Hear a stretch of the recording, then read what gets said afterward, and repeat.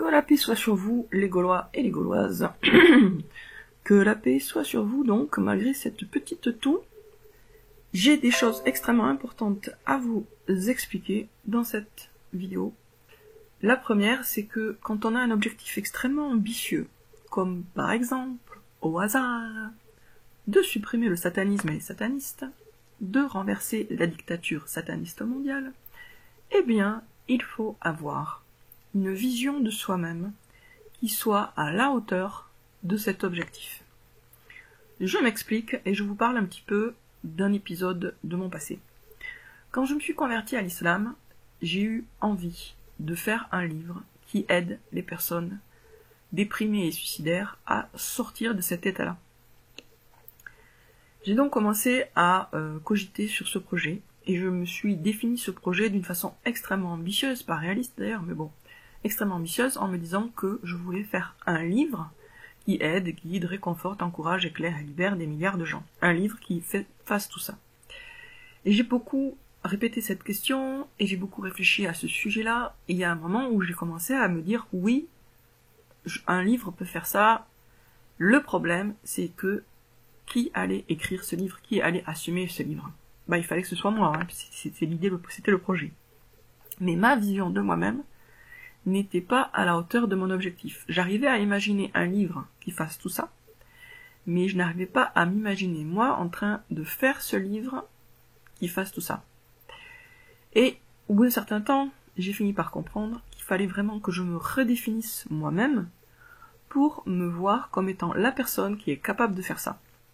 Du coup, je suis passée de l'idée que mon livre, donc le livre, tel livre, à l'époque il s'appelait Marre de la vie, ce qui est pas génial comme titre, mais bon, donc c'était Marre de la vie, aide, guide, réconforte, encourage, éclaire et libère des milliards de gens, ce qui est un peu paradoxal d'ailleurs.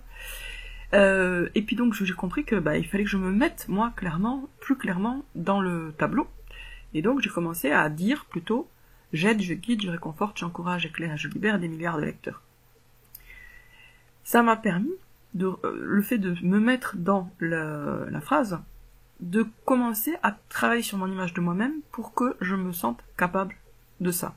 Alors, je l'ai pas fait, hein. Actuellement, j'ai pas aidé, guidé, réconforté, encouragé, éclairé, libéré des milliards de lecteurs. D'ailleurs, je sais même pas s'il y a des milliards de lecteurs sur Terre. Mais bon, il y a des millions, ça c'est sûr, mais est-ce qu'il y a des milliards? Je sais pas. Bref. Donc, ce que je veux dire par là, c'est qu'un objectif très ambitieux demande une image de soi-même qui soit à la hauteur de cet objectif. Si vous voulez, comme moi, supprimer le satanisme et les satanistes, autrement dit, renverser la dictature sataniste mondiale. Il y a 2 points essentiels à travailler et ce sont des points internes, c'est pas des choses concrètes à faire dans la réalité, c'est des trucs à travailler en soi-même par des moyens psychologiques et verbaux. Vous devez vous voir comme ayant la force de le faire individuellement, même si ça paraît incroyable, et vous voyant comme appartenant à un tout qui le fait. Donc les deux. C'est-à-dire qu'il faut que vous, individuellement, vous vous sentiez capable de renverser la dictature mondiale. Ah, ça peut être une illusion, mais vous avez besoin de cette illusion pour agir ensuite de la bonne manière. Donc, je vous conseille de faire le rêve éveillé suivant, que je vais faire avec vous, du coup, que j'ai déjà fait. Alors, il y a 2 rêves éveillés. Il y en a un premier où vous êtes seul. Donc, vous êtes seul, dans un paysage un peu apocalyptique, avec l'orage, l'éclair, la foudre. Il y a un petit arbre, et à côté de ce petit arbre, il y a la pyramide des Illuminati, qui se dresse donc devant ce ciel orageux. Elle est pas très haute. Elle est grimpable. C'est-à-dire que vous êtes... elle est pas immense, hein. Elle est pas très grande. Bon. Et donc, ça y est, vous prenez votre courage à 2 mains, et vous y allez, vous montez, vous grimpez sur la pyramide. Vous grimpez sur la pyramide, et vous arrivez à son sommet. Donc toujours dans une atmosphère assez orageuse, mais enfin, ça va, il n'y a pas eu de difficultés particulières finalement, vous êtes monté sans trop de problèmes. Vous arrivez au sommet de la pyramide, et là vous découvrez que son sommet est une espèce de bouchon. C'est-à-dire que la partie où il y a l'œil dessiné, et là l'œil est dessiné mais c'est juste un dessin, il n'y a pas d'œil qui vous voit, c'est juste un dessin d'œil, Donc cette partie-là, c'est comme un bouchon. Donc, vous dévissez le bouchon, et vous le plantez dans la pyramide à l'envers. Donc maintenant, la pointe de la pyramide est plantée dans la pyramide. Et là, vous êtes content de ce que vous avez fait, et vous descendez prudemment de la pyramide, toujours avec l'orage, et vous allez vous abriter sous le petit arbre qui est à côté, et vous regardez ce qui se passe.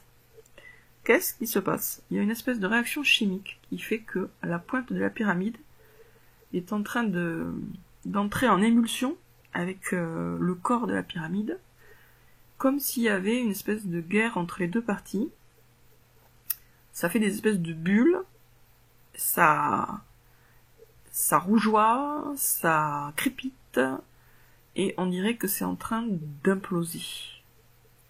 Et vous voyez effectivement la pyramide qui est en train de s'autodétruire sous vos yeux, parce que vous avez retourné sa pointe vers le bas, et que vous l'avez enfoncé vers le bas, tout simplement.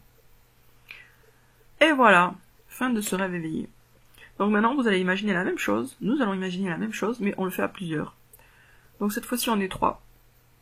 On grimpe, pareil, sur la pyramide, en s'entraidant, en se soutenant mutuellement, en s'encourageant les uns les autres. Et quand on arrive en haut, eh ben, on s'y met, on tourne le bouchon. Et puis c'est plus facile, bien sûr, puisque cette fois-ci on est plusieurs, donc c'est plus facile.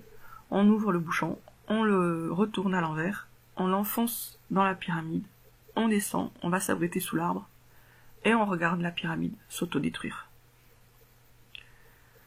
Voilà, donc ça c'était un petit rêve éveillé, que j'ai déjà fait moi spontanément, que je partage avec vous pour que vous puissiez imaginer la même chose. Donc là on travaille sur la visualisation créatrice. Ce qu'on veut créer, c'est la destruction de la pyramide, mais c'est quand même de la création, hein, puisque détruire le mal, c'est ressusciter le bien, d'une certaine façon, et même de toutes les façons. Et voilà, donc comme je vous disais, pour un objectif aussi ambitieux que détruire la pyramide des Illuminati, détruire la dictature sataniste mondiale, il faut l'imaginer. Il faut l'imaginer et il faut se voir capable de le faire, donc individuellement et collectivement, les deux. Et ça me renvoie au sujet des Gaulois et des Gauloises. Pourquoi cette identité elle est importante? Et pourquoi il est important qu'on se définisse tous comme Gaulois et comme Gauloises?